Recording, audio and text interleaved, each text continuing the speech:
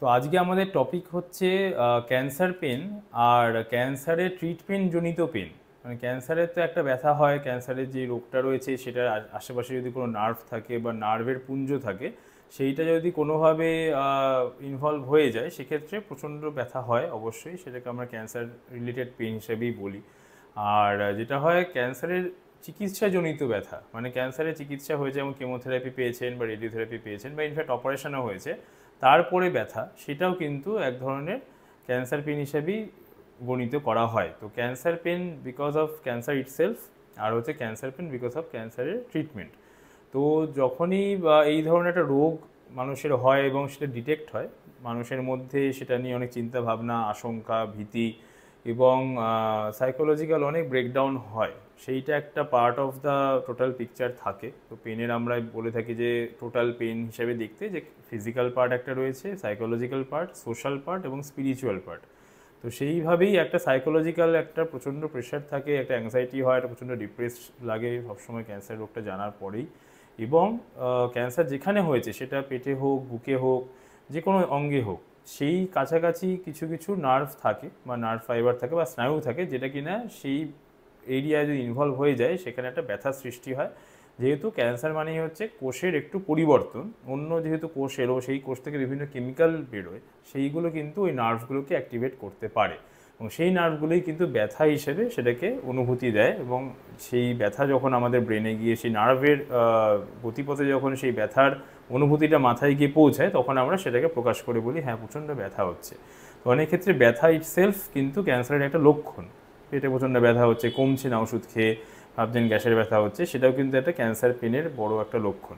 তো cancer pain because of cancer সেটা একটা দিক, তেমনি ক্যান্সার চিকিৎসাও তো দরকার। যখন ক্যান্সার হয়েছে নিশ্চয়ই কোনো ধরনের অপারেশন হোক বা কেমোথেরাপি হোক বা রেডিওথেরাপি, এগুলো আমরা কনভেনশনাল জেনে এসেছি।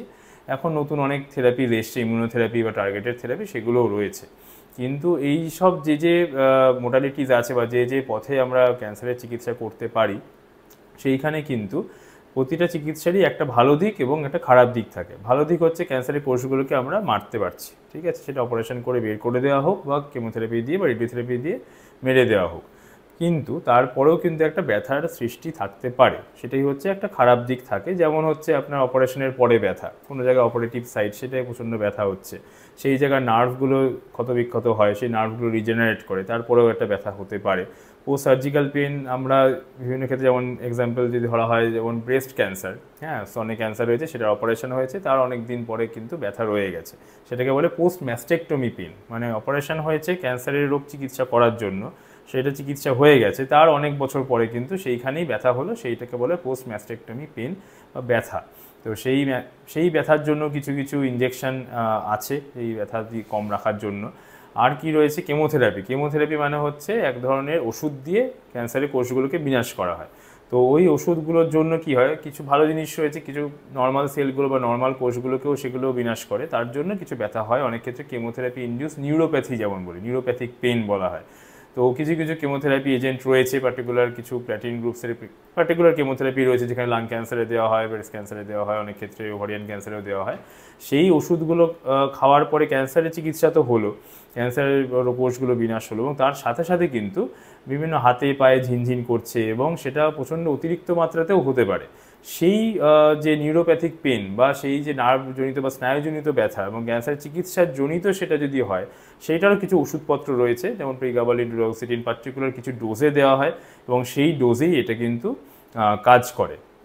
সেই ওষুধগুলো কিন্তু আমাদের মাথায় রাখা দরকার। আমাদের কাছে বিভিন্ন ধরনের পেশেন্টস আসেন ক্যান্সারের পেন রিলেটেড চিকিৎসার জন্য, সেইখানে cancer pain because of cancer সেটা যেমন আমরা চিকিৎসা করি ওষুধপত্র দিয়ে হোক বা নার্ভের পুঞ্জে বা নার্ভের কাছে ইনজেকশন দিয়ে হোক, অথবা যদি ক্যান্সারের চিকিৎসাজনিত যদি ব্যথা হয়, সেটা ক্যান্সার কেমোথেরাপি রিলেটেড নার্ভের ব্যথা হোক, ক্যান্সার অপারেশনের পরে অপারেটিভ সাইটে ব্যথা হোক, অপারেশনের জায়গায় ব্যথা হোক, বা রেডিওথেরাপির পরেও অনেক সময় নার্ভের মধ্যে অ্যাডিশনস তৈরি হয়, সেখানেও কিন্তু ব্যথার সূত্রপাত হতে পারে। সেই ব্যথাগুলো আমরা আইডেন্টিফাই করি, কী ধরনের ব্যথা হচ্ছে সেটা শনাক্ত করে, এবং যে পরিমাণ ব্যথা বেশি আছে, নার্ভের ব্যথা বেশি থাকলে নার্ভের কিছু ওষুধ অথবা নার্ভের ইনজেকশন, ওষুধে না কমলে, আর যদি ওভারঅল পেন সিনারিওতে যদি নার্ভের এবং অন্যান্য ইনফ্ল্যামেটরি পেন যেটা বলি, মানে ইনফ্ল্যামেশন রিলেটেড পেন, সেইটা যদি থাকে, সেই সবের জন্য কিন্তু বিভিন্ন ধরনের ওষুধ এবং মরফিন সেইটারও কিন্তু টাইট্রেটেড ডোজে আমরা দিয়ে ব্যথাটাকে কম রাখতে সাহায্য করি।